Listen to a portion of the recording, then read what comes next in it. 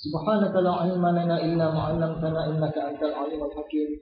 Wa la haula wa la quwwata illa billahil aliyyil azim. Tahniah dan terima kasih kerana telah berjaya menghadirkan diri lagi untuk mengikuti pengajian kitab Ihya Ulumuddin susunan Hujjatul Islam Imam Al-Ghazali untuk kali yang ke-23. Dan kuliah maghrib kita sudah masuk kali yang ke-107. Jadi sebenarnya kehadiran kita ke sini membawa sesuatu yang mulia. Apakah benda mulia yang kita bawa ke sini? Tidak lain ialah darah yang sedang kita kandung.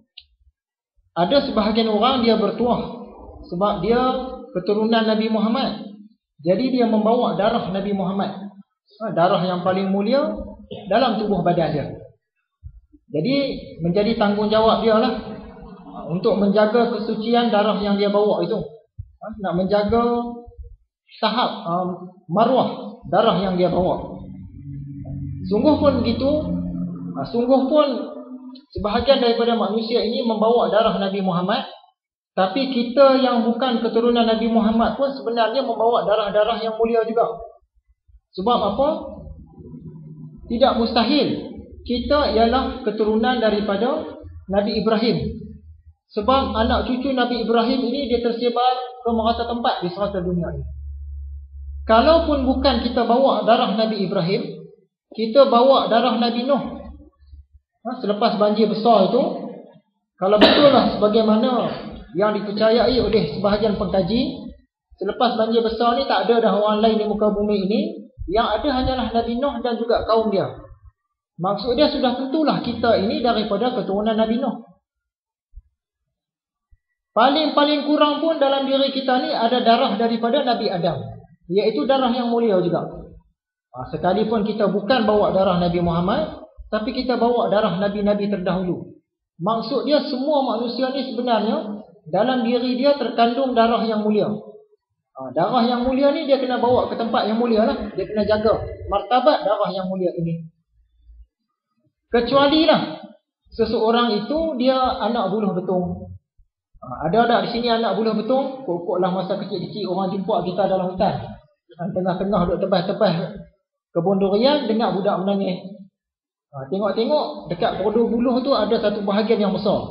Orang pun potong tempat tu, belah-belah tengok ada budak kecil, iaitu kita. Kalau yang tu dia tak bawa lah darah Nabi-Nabi, sebab dia anak buluh betung. Ataupun dalam hikayat-hikayat Melayu lama, selain daripada anak buluh betung, dia ada juga puteri junjung buih. Tengah-tengah duduk tepi-tepi sungai tu, tiba-tiba nampak buih berkepul-kepul di tengah sungai. Kaut buih tengok-tengok ada budak perempuan. Hikayat Melayu lama cukup banyak. Anak buluh betung dengan puteri junjung buih. Kalau kita ada keturunan itu mungkinlah kita bukan bawa darah yang mulia. Ataupun daripada muntah lembu.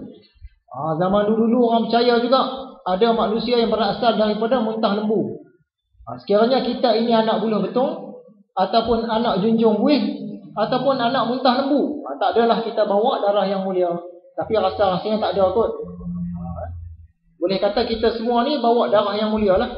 Paling-paling kurang pun darah Nabi Adam dalam tubuh badan kita.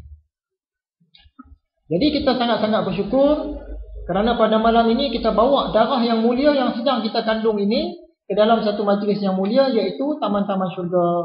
Salah satu daripada Taman-Taman Syurga.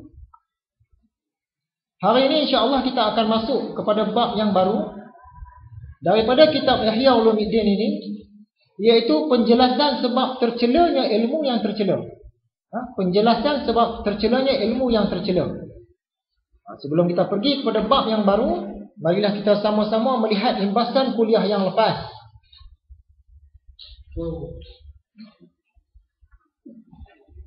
Antara perkara yang kita sentuh, berdakwah tidak semestinya dengan mengajar dan menulis kitab sahaja. Kita boleh menunjukkan contoh, bawa-bawa bersembang dengan orang, kita boleh menulis sikit-sikit, boleh mengedar dan sebagainya. Jadi dakwah ni ada macam-macam cara. Paling-paling kurang pun tunjuk contoh. Walaupun kita tidak bercakap, itu pun dah dikira dakwah juga. Kemudian kita sentuh tentang ilmu laduni. Kita yakin ilmu laduni ini memang wujud. Dan kebetulan Imam Al-Ghazali dia siapkan sebuah kitab khusus untuk membincangkan tentang ilmu laduni. Apa benda ilmu laduni? Iaitu ilmu yang datang terus daripada Allah Subhanahu Wa Taala kepada hamba-hamba dia. Sungguh pun dia datang terus tanpa perlu dipelajari, tapi dia tidaklah sekuat wahyu. Wahyu lagi kuat. Siapa yang dapat wahyu maksud dia Nabi lah. Bagaimana nak dapatkan ilmu laduni? Nak dapat ilmu laduni ini, Imam Al-Ghazali dia mensyaratkan 3 usaha. Usaha yang pertama, kita kenalah belajar dulu ilmu-ilmu agama ni. Semua cabang-cabang ilmu agama ni belajar dulu. Ambillah seberapa sedikit, tapi kita kena kuasai bahagian-bahagian ilmu yang kita ambil tu. Yang kedua, kita ni dah ada ilmu, kita amalkan pula ilmu yang kita pelajar tu. Tak boleh ada ilmu tak amal. Kita cuma sembang saja, kita cuma sebar saja, ataupun kita simpan saja ilmu ni. Tak boleh. Apa ilmu yang kita ada, kita kena amal. Sebab bila kita amal ilmu yang kita dah ada, Allah akan pusakakan ilmu yang kita tak ada. Tu dia datang melalui ilmu laduni. Tak payah belajar pun dah tahu dah. Yang ketiga, usaha dia kena banyakkan berfikir. Kalau kita jenis yang malas berfikir, tak dapatlah ilmu laduni ni. Umum dia macam itulah. Jadi mengikut Imam Al-Ghazali, dalam usaha untuk mendapatkan ilmu laduni, kita kena belajar ilmu banyak, kita kena amal apa yang kita tahu. Yang ketiga, kena banyakkan berfikir. Dari situ, kalau nasib baik dapatlah ilmu laduni. Tapi biasanya orang macam kita ni tak adalah ilmu-ilmu laduni ni. Ya, dia orang-orang alim lah. Ulama-ulama, wali-wali Allah, para awliya. Kemudian kita sentuh, apa akan berlaku sekiranya matahari hilang?